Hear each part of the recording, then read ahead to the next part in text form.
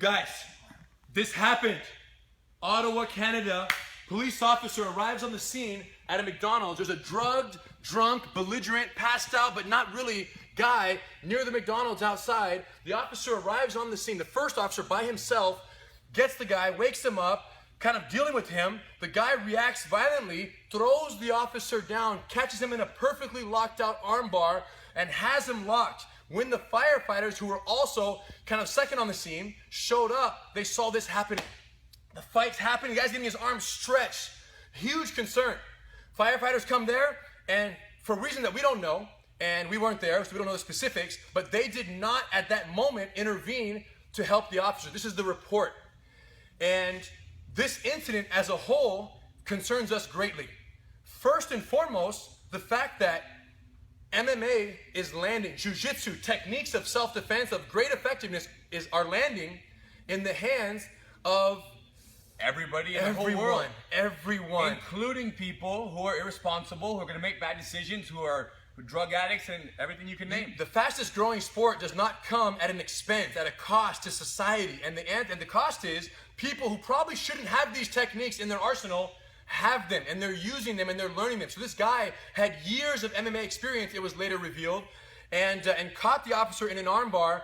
And it's another reminder of the importance of training for law enforcement professionals. You cannot be a police officer and go enforce the law and not at least be up to date on the training that the bad guys are learning through practice or even through osmosis by just watching so much MMA. Now, the very good news is that it was an arm lock. Yeah, true that. It doesn't matter how hard you crank that arm, you're still going to live. Could have broke his arm, you're right. It could have been a front headlock. It could have been somebody on the officer's neck. It could have been much worse. So we're glad it was the arm, but nonetheless, you have to know these techniques to defend yourself. And the reason why the incident was sent to us is because the firefighters who arrived on the scene were reluctant to step in and help the officer. Now, we know that many firefighters around the world would have done something and stepped in and helped, and we don't know the specifics, and we don't even know the policies that permit them or restrict them from involving themselves in use of force incidences of any kind.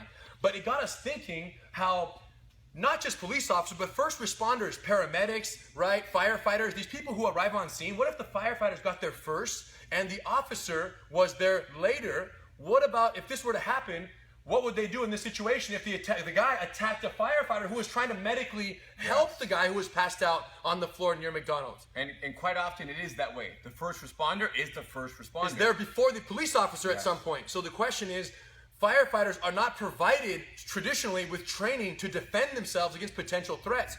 These are all police officers and firefighters in the crowd here, here for the training this week for Gracie survival tactics for law enforcement.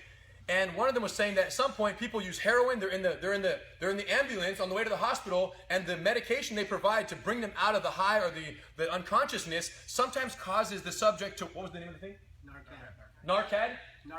Narcan that they inject in the user of the drugs. They inject, it wakes them up, and they wake up guns blazing at the paramedics in the vehicle. So it just reminded us the importance and the dangers that are presented to all first responders, not just police officers. And we have friends of ours that work in the emergency room. They work in the hospital. Same thing. It happens everywhere. It's unbelievable. So anyone whose job it is to literally go put out fires, literally or figuratively, society fires of people problems, cannot arrive on a scene and not have the skills to defend themselves safely and go home at the end of the day. And for this reason, we have officially decided to open up GST to all active duty firefighters, EMTs, police officers, all first responders, to make sure that anyone who gets there first and has to deal with the situation at least has the skills to avoid getting knocked out, choked out, broken, or beaten up, so that they can go home at the end of the day. We can't afford to let them arrive and provide the service that they do and not have the skills to remain safe throughout the entire process. So, I escape arm locks for a living. Right. Can we show You would like to see a the little one? arm lock escape?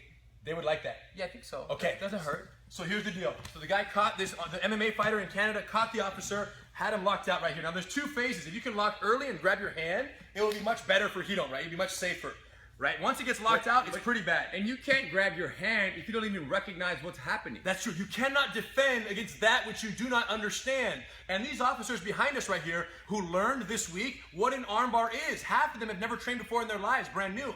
They learn what an armbar is, and as a result, they can at least recognize the threat if it were to happen and if it were to come their way. So from here, if he can, he always wants to lock his hand before the actual go. Go, he don't. And now just do it. And he's out. One more time. So using my legs, I'm gonna move myself south.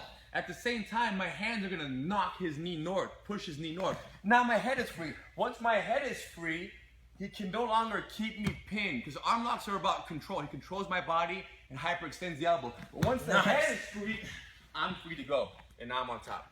Now, it gets worse. It does? If the arm gets extended, there has to be a reflex of rotating your arm, because the chances are the control of this wrist is minimal. So yeah, they're here. A big rotation, at the same time, my legs walk away, and my forearm pushes this.